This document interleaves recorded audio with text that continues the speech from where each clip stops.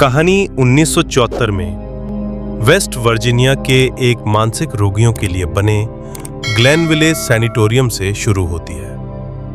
ये जगह एक वीरान, बर्फ से ढकी हुई और दुनिया से कटी हुई जगह है, जहां खतरनाक मानसिक रोगियों का इलाज होता है। यहां 3 भाई रहते हैं, थ्री फिंगर, वन आई और सॉटूथ। ये तीनों शारीरिक रूप से विकृत हैं और मानसिक रूप से अस्थिर भी। डॉक्टर्स इनका इलाज कर रहे होते हैं, लेकिन तभी ये तीनों मिलकर पूरे अस्पताल में खूनी कत्लेआम कर देते हैं। ये डॉक्टरों और नर्सों को बड़ी बेरहमी से मार डालते हैं। इसके बाद कहानी समय में आगे बढ़ती है। अब कहानी वर्तमान में पहुंचती है, जहां 9 कॉलेज स्टूडेंट्स विंटर ब्रेक के दौरान एक स्नोमोबाइल ट्रिप पर निकलते हैं, लेकिन बर्फबारी और तूफान के कारण वे रास्ता भटक जाते हैं। बर्फ में फंसने के बाद उन्हें दूर एक पुरानी इमारत दिखाई देती है, जो अब बंद पड़ी हुई है। यह इमारत वही ग्लेनविले सैनिटोरियम होती है, जिसे 1974 के कत्लेआम के बाद बंद कर दिया गया था। उन्हें कोई चारा ना देखकर सभी छात्र रात बिताने के लिए वहीं रुक जाते हैं। शुरुआत में सब कुछ सामान्य लगता है। छात्र इमारत की जांच करते हैं, मस्ती करते हैं, लेकिन उन्हें इस बात का कोई अंदाजा नहीं होता कि वहां अब भी कोई है।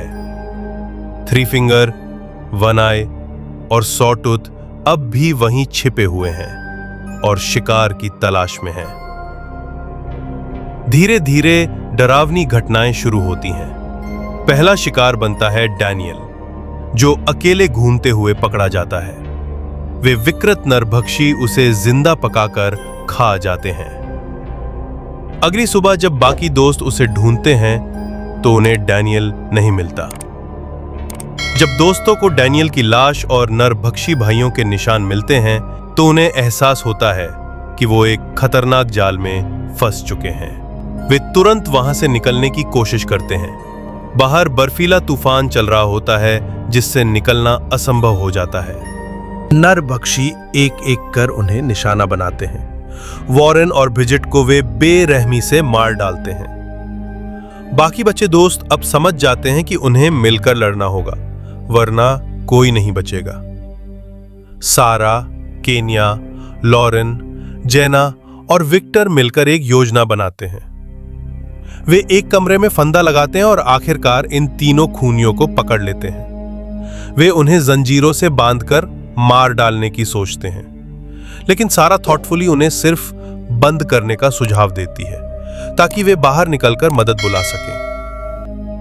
लॉरेन अकेले निकल जाती है मदद लेने, लेकिन रास्ता खतरनाक होता है। इधर बाकी दोस्त सोचते हैं कि खतरा टल गया है, लेकिन गलती से नरभक्षियों को फिर से आजाद कर दिया जाता है। अब नरभक्षी और ज्यादा खतरनाक हो जाते हैं। वे सभी को मार देते हैं। केवल केनिया और सारा भागने में कामयाब होती है, लेकिन स्नोबाइक से भागते हुए दोनों का सर ट्रैप में फंस कट जाता है। दूसरी तरफ दिखाया जाता है कि लॉरा, जो मदद मांगने गई थी, वो भी ठंड से जमकर मर गई है।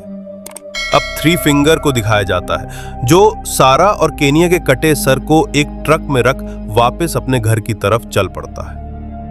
एक खून से सनी, डरावनी और टेंशन से भरी फिल्म है, जो ये दिखाती है कि शैतानी सोच और इंसान के अंदर छिपा राक्षस कितना खतरनाक हो सकता है।